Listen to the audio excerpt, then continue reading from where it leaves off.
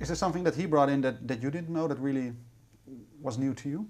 Yeah, well, he introduced me to Comus. Not now, but about 10 years ago.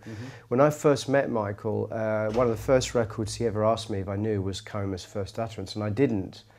And he played it to me, and it was already at that time one of his favourite records of all time. So that was a very important, I think, foundation for this record.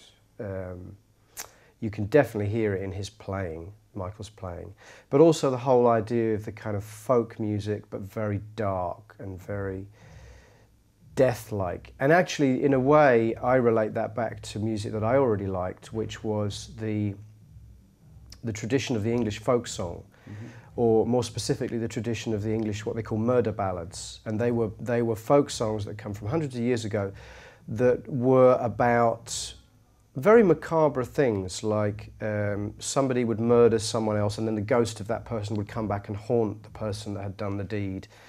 And there are many stories like that, folk songs like Long Lankin and The Unquiet Grave. They date from centuries and centuries ago.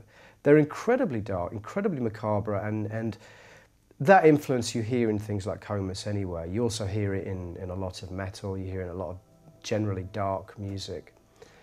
And I already like that kind of music. Is for a lot of music, because this macabre or eerie feel that sometimes is in, can it be applied, is it in your whole collection? Is that an important ingredient to have that darkness in no matter what genre? No, because I like, you know, I'm just as enthusiastic about ABBA and the Carpenters as I would be about Comus and Black Sabbath. So I don't necessarily think that's a prerequisite, but I think it's something that I'm naturally inclined to like. And not only that, I think it's something I'm naturally inclined to put into my own music. I don't, for some reason, I don't do happy.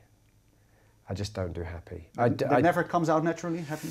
I think when I'm happy, it doesn't express itself through my writing. I go and do something else. For example?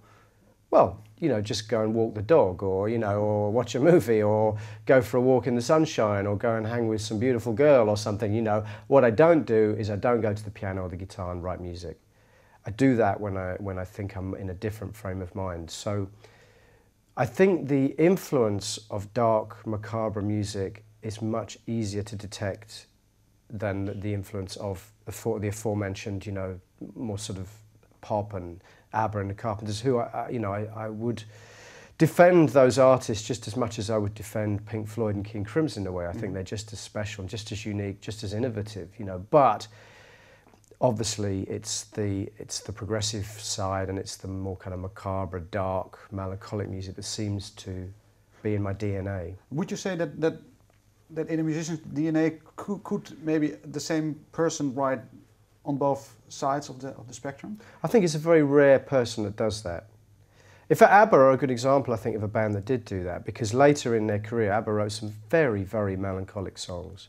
Songs like The Day Before You Came, which I've actually covered, is an incredibly dark song about divorce, about breakup. Winner Takes It All, actually, is a very dark song if you read the lyrics about divorce and breakup. But I think, generally speaking, people tend to have a vibe about the way they write. And that's what gives them their identity, you know. Do you think you share that vibe with Mikael? Yes. That's your common... Yes. Yeah, I think that's what connects us, really, yeah. You mentioned in I think a recent interview that when musicians turn 30, they get, maybe some of them, they change their priorities, maybe they get a family, and that makes them drift away from music a little bit.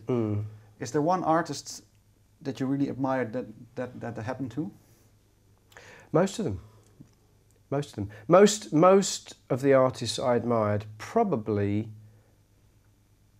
I mean, I'm kind of going through my mind now and trying to think of an exception, but most of the artists I think I admire probably produce their best work in their 20s. And that's not to say that there aren't some artists who continue to produce good work. Actually, there's one exception I can think of, is Scott Walker. Scott Walker is producing more interesting and stranger and more innovative music than he's ever done, and he's now in his 60s.